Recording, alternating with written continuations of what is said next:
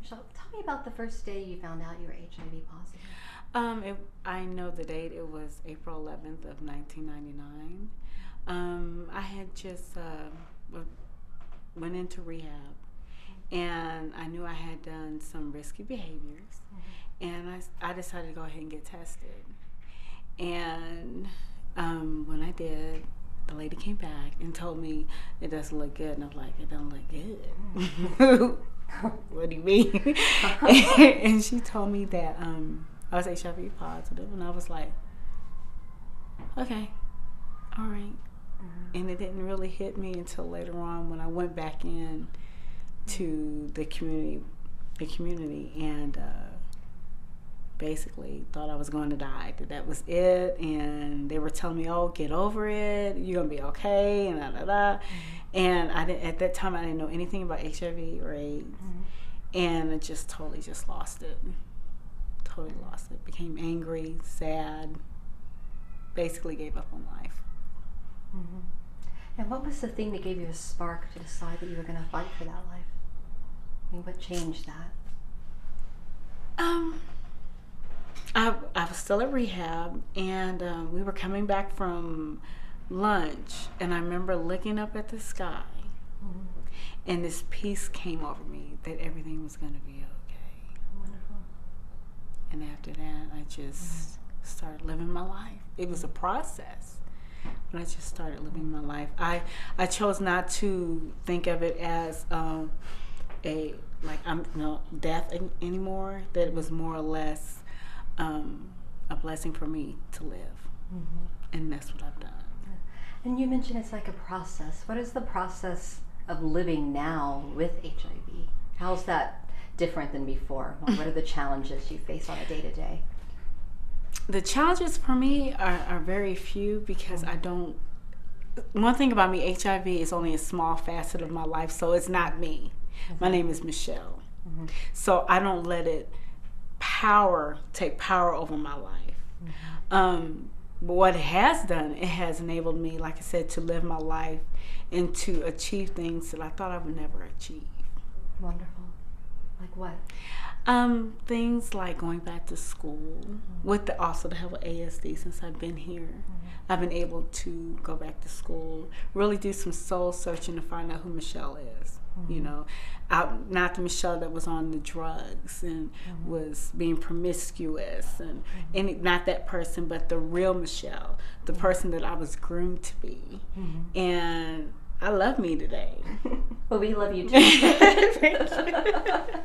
You are so inspiring. I can't begin to imagine the kind of challenges that you have faced. And I would like to know how do you feel the AIDS Services of Dallas has enabled you? You mentioned it helped you go back to school. I mean, how did that help? How connection there?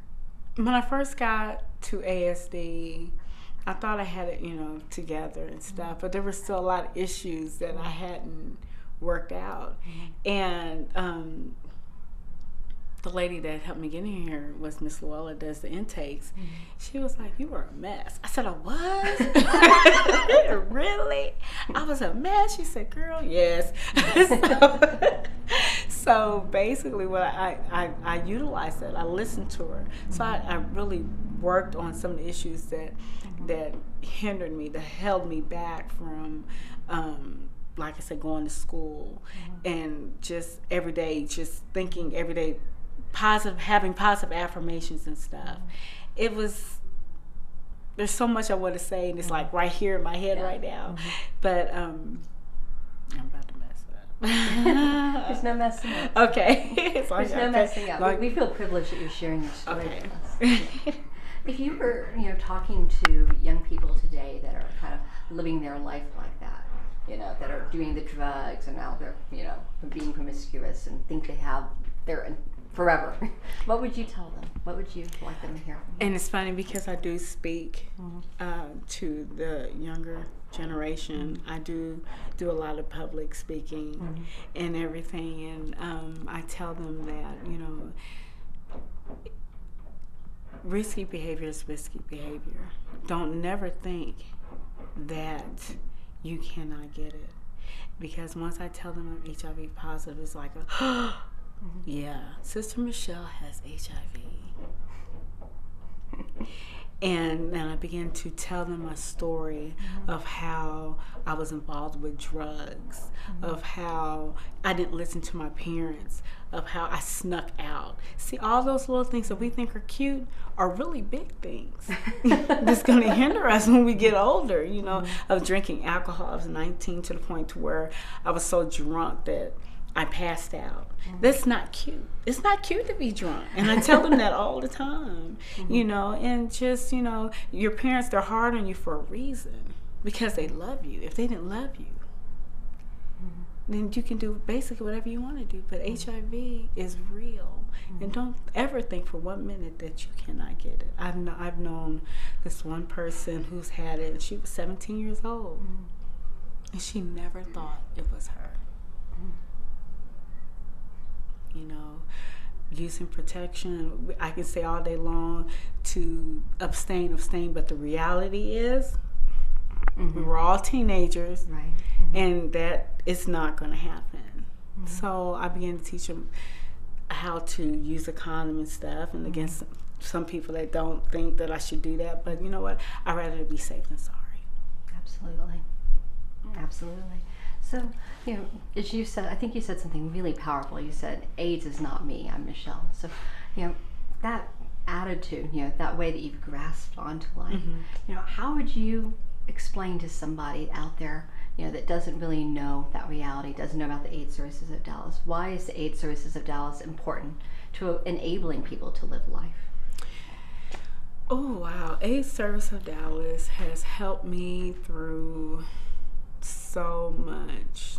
It has given me the services as far as case management, you know, just my basic needs are being met, so I can focus more on me. And then when I have a problem, where the case managers have an open door policy where I can sit down and talk to them and say, hey, this is what's going on. Or maybe I'm reliving something from my past or whatever that's come back. And I'm able to go in there and fuss and vent and just go off. And then when it's all done, they put me down as, oh, okay, we had our casework done today. You know, like going about it. But it allows me to deal with that stuff, to deal with those issues and move forward. And I tell you, since I've been there, I have gained so much. I have gained so much.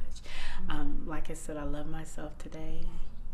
I'm getting ready to start my business as a makeup artist.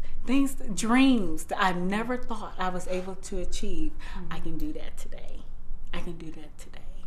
Well, thank you. We are so grateful that you are going after your dreams and for the things that you're doing, because I think that it's enabling others to see that there is a life possible after HIV, and it's allowing them to also see how responsibility can prevent that, or if they have it, how they can end up changing their life for the better. And you know, people also have to understand, just because, like you said, just because you have HIV, it doesn't stop. Start talking about it. Start letting people become aware of what's going on. Get involved with your community. I'm a part of Campaign to End AIDS and a lot of other various things. And we go out and we speak and we have rallies and stuff. Don't